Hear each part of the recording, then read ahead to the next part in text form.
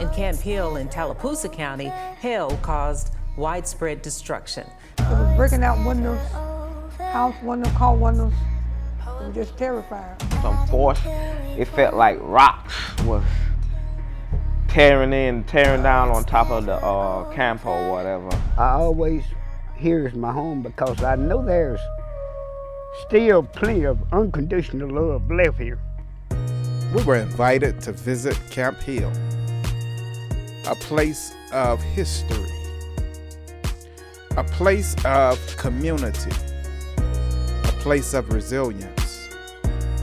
We were invited to visit with community members who had experienced 2 devastating storms. And now we invite you to visit with us.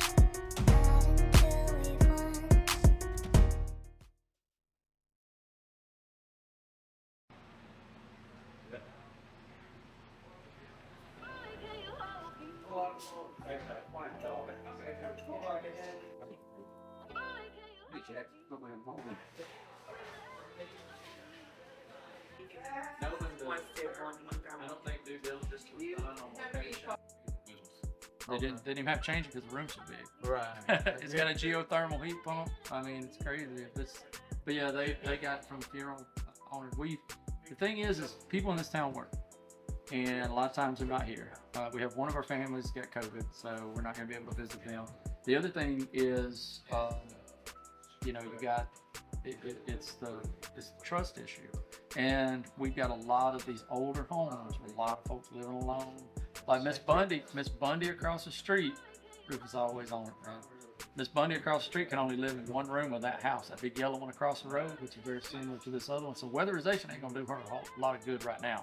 She got big holes in the roof. But we would like to get to the point where these folks live in these historic homes that have been passed down 50 years. Yeah. And we can help them take care of those. This town got hit so incredibly hard. Had this hit a wealthy area, had this hit somewhere in Shelby County, Auburn, Alabama, they would have already recovered. They would fix the roofs, they would fix the cars.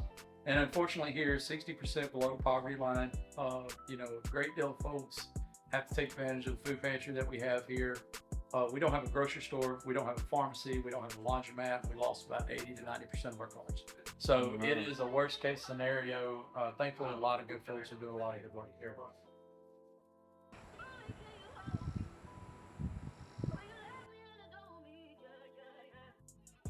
I believe this storm in Camp Hill, Alabama is a harbinger of future storms. We received grapefruit-sized hail in some places. A lot of it softball, baseball size, but it was the duration of it, was the density of the ice according to the roofers that we talked to. So it is, had this storm hit in Auburn, just 15 minutes away, very wealthy community, they would have been just fine.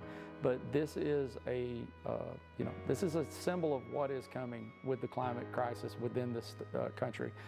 Camp Hill is not the only town like this. There's a lot of Camp Hills. A lot of Camp Hills don't have the resources, and when you look at a town that's 60% below the poverty line, you just don't have the resources to react to that. And so it becomes a grind. It exacerbates every intersectional issue that you have: alcoholism, domestic violence, drug abuse, all of those things. So that's the thing about the climate crisis we don't often talk about, is how these people who are dealing with it, true frontline communities like Camp Hill, Alabama, how they're dealing with it, it makes all the problems they had even harder. And then it also makes the situations even worse. Interpersonal relationships, it's a tough thing. So it's heartbreaking. I mean, there's no other word to describe it. My name is Peggy Thomas. I live here in Camp Hill. It came in like in March, like on early Sunday morning before day. Somebody was throwing rocks at the house. It was hitting the windows, the doors. It was making holes in the ground. It was breaking out windows, house windows, car windows. It was just terrifying. The only thing that happened to mine, I just had my car windows was shattered on both cars. Had dents in my cars, but some few damaged roof. None of my windows wasn't broke on my house, but they was cracked in my cars.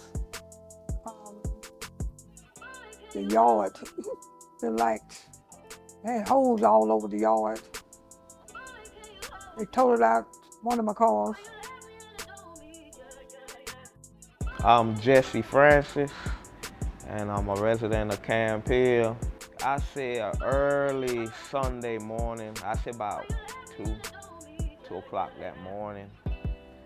You know, it was, we had got a alert that it was gonna storm, but I didn't know it was gonna be that bad. And then I ain't never experienced no hailstorm before.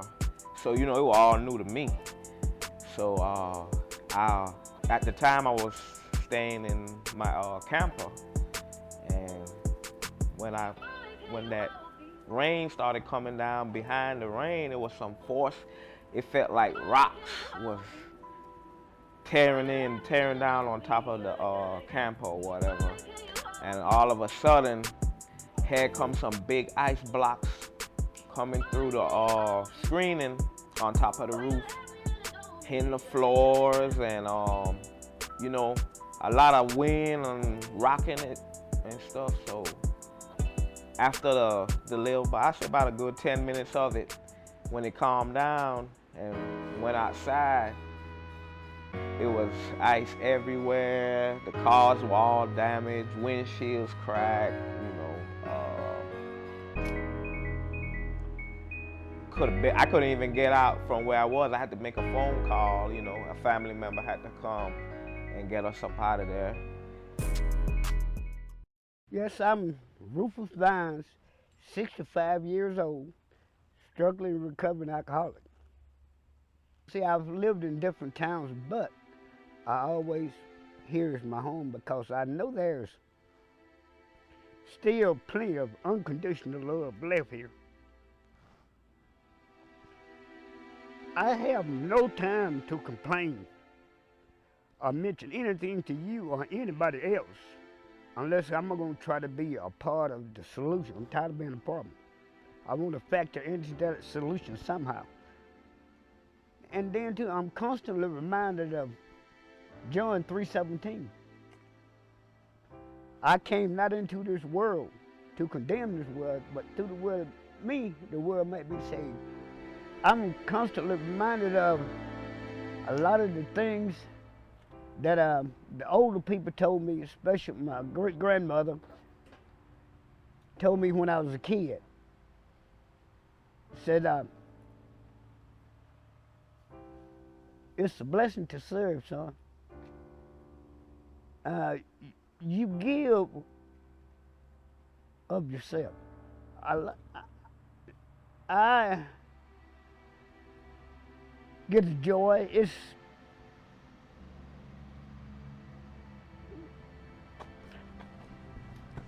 It's hard to explain.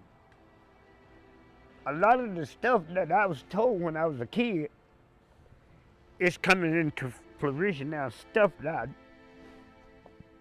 I already had, but I wasn't mature enough to receive it from God. A lot of us pray and ask for things, and we seem to think that God don't answer prayers. He answers all prayers. It may not be the way we want him to or when we want him to, but it's answered.